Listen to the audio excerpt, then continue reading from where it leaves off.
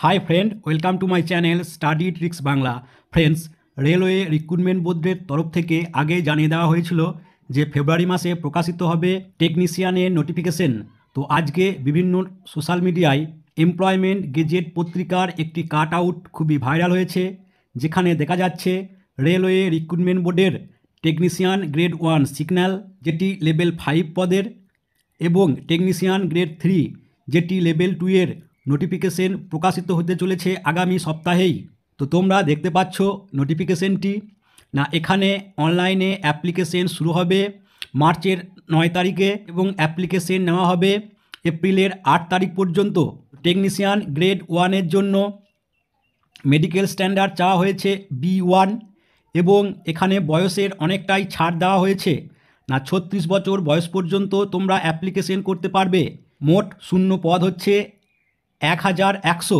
Technician grade 3 যেটি 7th pay commission অনুযায়ী level 2 এর বেসিক পে 19,900 টাকা এবং এর জন্য বয়স চাওয়া হয়েছে 18 থেকে 33 বছর, অর্থাৎ এখানেও বয়সের ছাড় দিয়েছে। মোট শূন্যপদ থাকবে 7,900 এবং এই টেকনিশিয়ান গ্রেড 1 ও টেকনিশিয়ান গ্রেড 3 এই দুটো পদ মিলিয়ে মোট শূন্যপদ হচ্ছে 9,000 টাকা। তো এখানে টেকনিশিয়ান গ্রেডের জন্য এলিজিবিলিটি ক্রাইটেরিয়া কেমন হবে তার একটি ডিটেলস নোটিশ রেলওয়ে বোর্ড আগেই পাবলিশ করেছিল। তোমরা দেখতে পাচ্ছ রেলওয়ে বোর্ডের নোটিশ পাবলিশ হয়েছিল 20/12/2023। নোটিশের সাবজেক্ট হচ্ছে minimum prescribed educational qualification for direct recruitment to the post of signal maintainer grade 1 in level 5।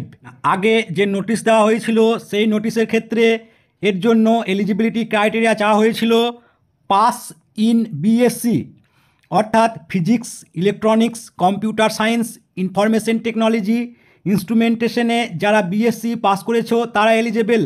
পরে এই এডুকেশন কোয়ালিফিকেশন মডিফাই করে এলিজিবিলিটি ক্রাইটেরিয়া চাওয়া হয়েছে pass in BSc physics, electronics, computer science, information technology, instrumentation from a recognized university or institution, or BSc in a combination of any substream of basic stream of physics, electronics, computer science, information technology, instrumentation from a recognized university institution।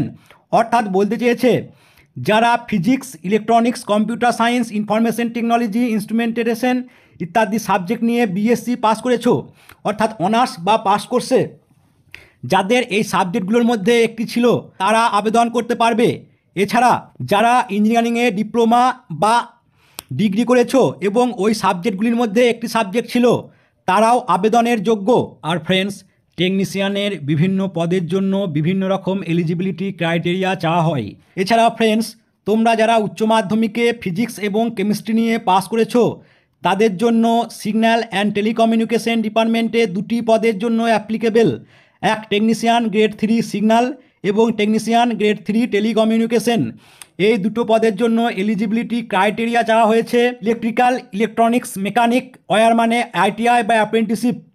এছাড়াও উচ্চ মাধ্যমিকে যাদের physics এবং math ছিল তারাও আবেদন করতে পারবে।